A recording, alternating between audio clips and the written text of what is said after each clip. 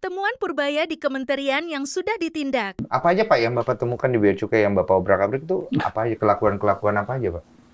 Jadi yang under invoicing sebagian orang Banyak, terima uang. Terus yang import ilegal sebagian orang saya terima juga. Oh termasuk itu yang kemarin ya? Yang kemarin itu ya. Dan sekarang yang Jakarta pun seperti itu sama. Padahal pejabatnya baru, nggak boleh ngomong kali ya. Tapi ada yang monitor itu bahwa itu masih melakukan hal yang ini. Kita monitor terus. Udah kita obrak-abrik pun masih seperti itu. Yang jelas nggak lama lagi kita tangkap. Gitu aja. Kenapa nggak langsung eksekusi aja sih Pak?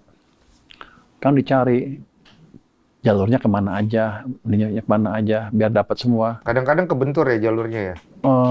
Nggak, kalau saya nggak peduli. Mereka aja nggak bilang ada orang kuat di belakang, gini.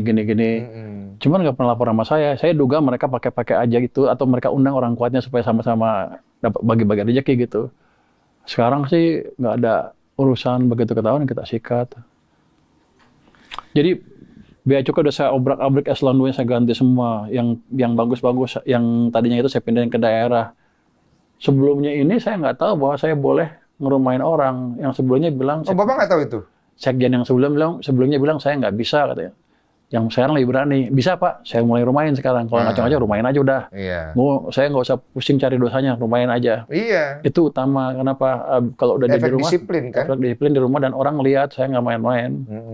Kalau cuma muter-muter, saya semuanya misalnya jahat ya cuma pindah tempat aja. Ada Bapak dia main-mainin. Karena habis Bapak tegur, besok dilakuin lagi. Iya. Atau bagi-bagi rezeki. Oh iya. Jadi satu. Pernah Pak ditawarin? Gua juga nggak tahu. Saya maunya ditawarin. Berarti yang Bapak nawarin pernah sekarang. ditawarin, tapi Bapak nggak tahu gitu maksudnya. Saya nggak tahu kenapa nggak ada yang nawarin saya.